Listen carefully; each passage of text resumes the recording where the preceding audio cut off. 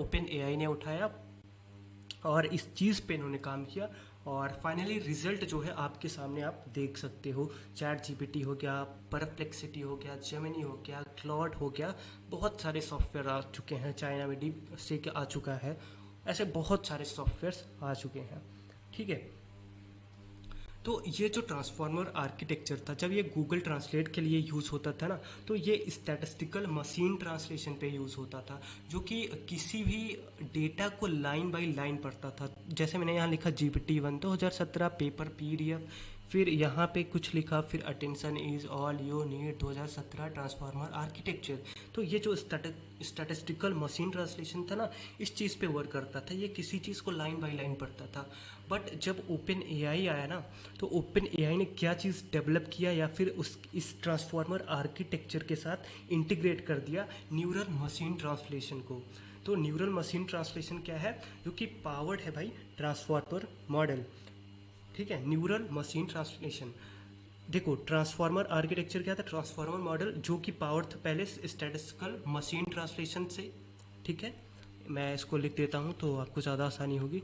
Statistical machine translation. ठीक है, ये किस चीज़ पे वर्क करता था? पहले गूगल ट्रांसलेट जो था ना आपका, गूगल ट्रांसलेट, ये भाई उस चीज़ पे काम करता था। अब उसके बाद क्या हुआ? उसके बाद ओपन एआई आया और ओपन एआई ने अपना एक मॉडल लॉन्च किया जिसको बोलते हैं आप न्यूरल। ठीक है, न्यूरल मशीन ट्रांसलेशन।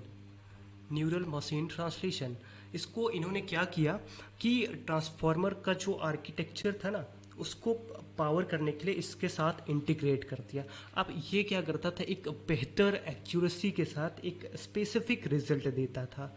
ठीक है, किसी भी सेंटेंस को वर्ड बाय वर्ड ट्रांसलेट किए बिना ते कुछ इंपॉर्टेंट वर्ड्स को पकड़ता था और उसी के बेसिस पे रिजल्ट देता है। आप जो भी की क्वेश्चन पूछोगे, जैसे दिस इज अ कैट। ठीक है, दिस इज अ कैट, तो जो स्टैटिस्टिकल मशीन ट्रांसलेशन था ये इसको लाइन बाय लाइन पढ़ेगा।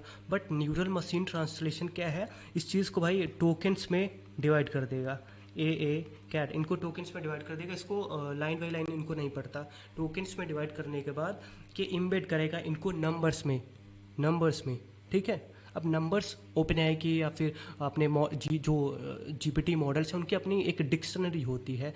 तो वहाँ पे इनको कुछ नंबरिंग 0 1 2 3 4 5 ऐसे कोई नंबरिंग प्रोवाइड करी होगी। ठीक है, तो उसी के बेसिस पे यहाँ पे ये कीवर्ड अपना एक स्पेसिफिक चूज कर लेते हैं और उसी के कंटेक्स्ट के अकॉर्डिंग ये रिजल्ट प्रोवाइड करता है। तो न्यूरल मशीन ट्रांसलेशन जो है क्या करता है? एक स्पेसिफिक रिजल्ट प्रोवाइड करता है विथ 100% एक्यूरेसी के साथ नहीं, बट एक्यूरेसी के साथ प्रोवाइड करता है। इसके कंपैरिजन में बेहतर रिजल्ट प्रोवाइड करता है। ठीक है, जो आप चैट जीपीटी पे जाते हो, पूछते हो कोई भी आंसर, आपको वो एक्यूरेसी के साथ आंसर देता है। बट जो भी उसके ऊपर काम करने वाले लोग हैं, जब वो 2023 में था, मुझे याद है मैं अपने कॉलेज के टाइम में था, तो 2022 वगैरह 21 में क्या होता था कि जब हम यूज़ करने जाते थे कोडिंग वगैरह के लिए चैट जीपीटी को, तो वो रिस्पॉन्स नहीं जनरेट कर पाता था उतना बेहतर तरीके से।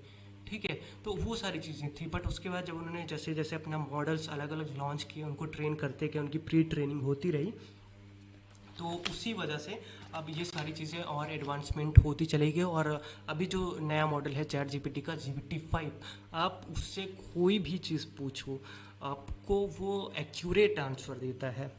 ठीक है, अब जैसा कि ये सारी चीज़ें थी जो आपको बतानी थी अभी। और अब LLM है क्या, जिसके ऊपर ये क्लास थी, तो जो मैंने चीज़ें पहले बताई उनको बताना ज़रूरी था। अब आते हैं LLM पे। LLM बेसिकली है क्या? तो LLM एक जनरल टर्म है, एक जनरल टर्म है क्या? For any large scale model. ठीक है, एक जनरल टर्म है किसी लार्ज स्केल मॉडल के लिए जिसको ट्रेन किया गया है trained to understand trained to understand and generate process language, ठीक है। एलएलएम जो कि स्टैंड करता है किस पे, लार्ज लैंग्वेज मॉडल पे, ठीक है, लार्ज लैंग्वेज मॉडल पे स्टैंड करता है, ठीक है, इसका जो फुल फॉर्म है। अब ये जो है इसकी डेफिनेशन क्लियर है आपको, is a general term for any large scale model train to understand and generate and process language. अब जो भी कोई इनपुट देते हो, आपका जो आउटपुट निकल के आता है वो सारी की सारी चीज़ कैसे होती है, उसके लिए एलएलएम को ट्रेन किया गया है, लार्ज लैंग्वेज मॉडल को, किसकी हेल्प से, एनएलपी की हेल्प से, ठीक है, नेचुरल लैंग्वेज प्रोसेसिंग या न्यूरो लैंग्वेज प्रोसेसिंग आप बोल सकते हो इसको, अलग अलग फुल फॉर्म्स है। तो आप उनसे इसको बोल सकते हो। एनएलपी से इसको इंटीग्रेट किया गया। अगर एनएलपी के साथ इन जीपीटी मॉडल्स को, ट्रांसफॉर्मर आर्किटेक्चर को, एलएलएम को नहीं किया जाता इनके साथ इंटीग्रेट, तो ये रिजल्ट दे ही नहीं पाते।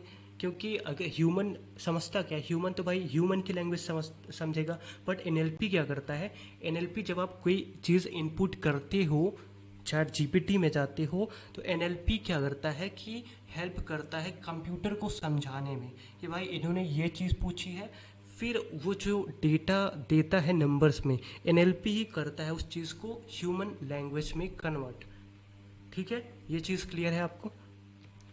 और अगर आपकी कोई क्वेश्चन है तो आप पूछ सकते हो, और मैं देख रहा हूँ। ओके, सो अगर आपकी कोई क्वेश्चन है तो आप पूछ सकते हो भाई।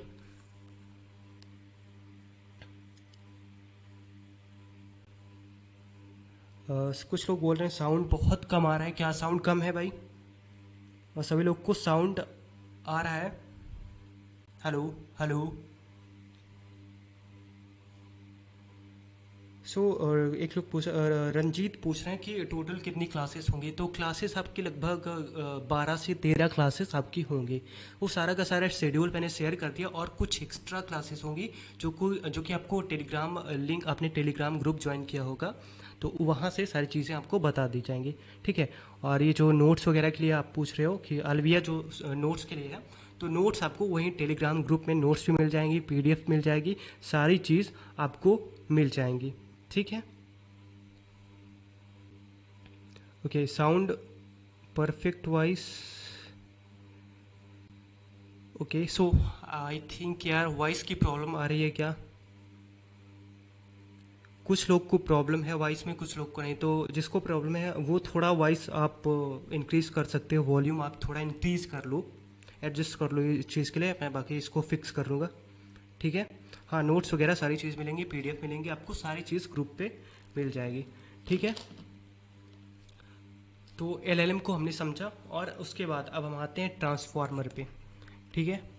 अब ये इतना तो हमने समझा कि भाई 2017 में ओपन एआई आया, और ओपन एआई ने ट्रांसफार्मर आर्किटेक्चर को पकड़ा, और अगर ट्रांसफार्मर होता ही नहीं तो ओपन एआई डेवलप कैसे करता चीज़ों को, ठीक है। तो वो सारी चीज़ ट्रांसफार्मर मॉडल पे बेस्ड है। तो अब ये है क्या, तो ट्रांसफार्मर एक स्पेसिफिक आर्किटेक्चर है जिसको कि बिल्ड किया गया है बहुत सारे एलएलएम और including GPT, known for its self attention mechanism, ठीक है। तो बहुत सारे जीपीटी और एलएलएम की हेल्प से इस ट्रांसफार्मर आर्किटेक्चर को, मॉडल को ट्रेन किया गया है, गॉट इट। जिसकी वजह से ये क्या कर पाता है, एक स्पेसिफिक टास्क के लिए एक स्पेसिफिक रिजल्ट दे पाता है, ठीक है। अब इसके अंदर क्या क्या चीज़ें होती वो सारा कुछ हम समझेंगे, बट उससे पहले मैं आपको एक चीज़ बताना चाहता हूँ। एक वर्क फ्लो हम तैयार करते हैं, और उसके बाद मैं इस ट्रांसफार्मर को थोड़ा और बेहतर तरीके से आपको मैं एक्सप्लेन करता हूँ, ठीक है।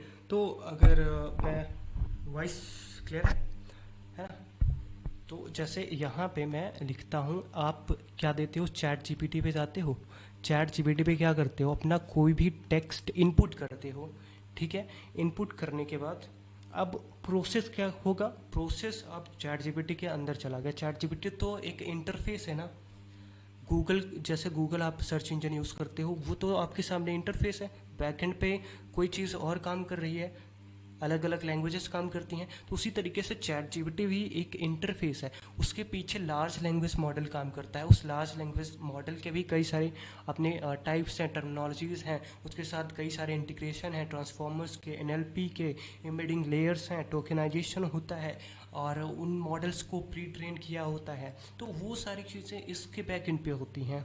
तो आप कोई भी चीज़ इनपुट करोगे ना, तो उसके बाद क्या होता है, उसके बाद टोकेनाइजेशन की प्रोसेस होती है। ठीक है, उसके बाद क्या होता है, टोकेनाइजेशन की प्रोसेस होती है। टोकेनाइजेशन के बाद ये कहाँ जाता है, जो आपने अपना कोई क्वेश्चन पूछा वो कहाँ जाता है, वो एम्बेडिंग लेयर में जाता है। ठीक है, एम्बेडिंग लेयर में जाने के बाद ये कहाँ पे जाता है, ये अब जाएगा फाइनली आपका ट्रांसफार्मर में। ठीक है, जो आपका ट्रांसफार्मर मॉडल है, आर्किटेक्चर, ठीक है, जो कि self attention model, self attention mechanism पे वर्क करता है, यहाँ पे जाएगा। अब उसके बाद ये कहाँ जाएगा, प्री ट्रेनिंग। प्री ट्रेनिंग, अब प्री ट्रेनिंग में यहाँ पे जो मॉडल्स होंगे प्री ट्रेंड हुए होंगे उनके पास जाता है। उसके बाद ये कहाँ जाएगा, फाइन ट्यूनिंग में। ठीक है, फाइन ट्यूनिंग के बाद आपका जो फाइनल आउटपुट टेक्स्ट है या फिर आपका जो रिज़ल्ट है वो आपके सामने निकल करके आता है। बट ये जो सारी चीज़ें हैं वो हैं क्या, ठीक है, यही तो हमको समझना है। तो अब इस चीज़ को अगर हम एक्सप्लेन करें तो देखो, अगर हम टोकेनाइजेशन की बात करते हैं, आपने कोई चीज़ इनपुट डाली, जैसे माई नेम इज़ निखिल। ठीक है, माई नेम इज़ निखिल।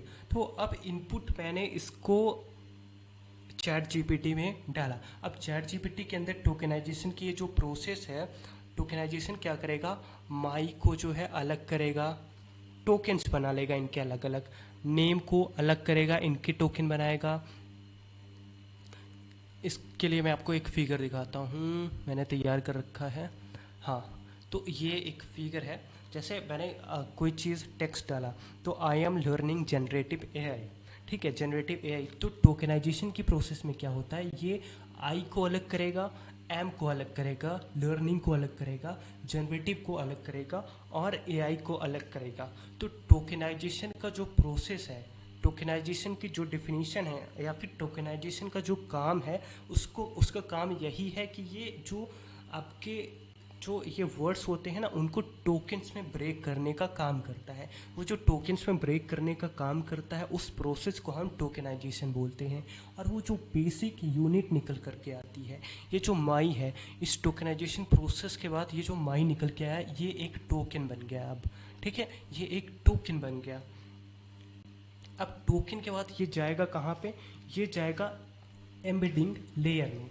अब एम्बेडिंग लेयर में क्या होता है, यहाँ पे टोकन्स जो है ना, यहाँ पे ये जो टोकन्स हैं, जैसे मैंने भेजा माई, तो माई जो है अब ये एम्बेडिंग लेयर में गया। अब एम्बेडिंग लेयर में क्या होगा, इसको वेक्टर फॉर्मेट में कन्वर्ट किया जाएगा। ठीक है, एम्बेडिंग लेयर बेसिकली है क्या, तो इस मॉडल में हर एक टोकन को वेक्टर फॉर्मेट में कन्वर्ट किया जाता है और एम्बेडिंग स्पेस में यूजिंग न्यूमेरिकल रिप्रेजेंटेशन। ठीक है, तो ये स्टेप जो होता है वो बहुत ही क्रूशियल स्टेप होता है मशीन लर्निंग में, एम्बेडिंग लेयर का। ये सारी की सारी जो प्रोसेस पीछे होती है ना, वो मशीन लर्निंग के अंदर आती है। तो एम्बेडिंग लेयर जो है ना, वो टर्मिनोलॉजी जो है वो मशीन लर्निंग के अंदर आती है। बट ये जो प्रोसेस होती है, जो मैंने आपको एक वर्क फ्लो दिखाया है, यही कुछ होता है आप जब चैट जीपीटी से क्वेश्चन पूछते हो। ठीक है, तो आई थिंक कि ये सारी चीज़ें आपको क्लियर होंगी। और एम्बेडिंग लेयर है क्या, तो ये जैसा मैंने बताया, ये एक क्रूशियल पार्ट होता है, क्रूशियल स्टेप होता है किसी भी मशीन लर्निंग मॉडल में। तो जैसा कि ये किसी भी वर्ल्ड को क्या करता है, वेक्टर फॉर्मेट में कन्वर्ट करता है। अब जैसे माई आया, तो माई क्या है, इनके लिए एक सिमेंटिक डिक्शनरी इनकी होगी और इनकी डिक्शनरी बनी होगी, इसको कुछ वर्ड्स दिए गए होंगे। जैसे माई है, तो माई के लिए कुछ 0.13 कॉमा ऐसे करके 1 2 3 4 -5.06 ऐसे कुछ इसके लिए वर्ड्स डिसाइड किए गए होंगे मीटिंग लेयर में। तो यही है वेक्टर फॉर्मेट, इन नंबर्स में इनको ये कन्वर्ट करता है, क्योंकि जो कंप्यूटर है ना या उसको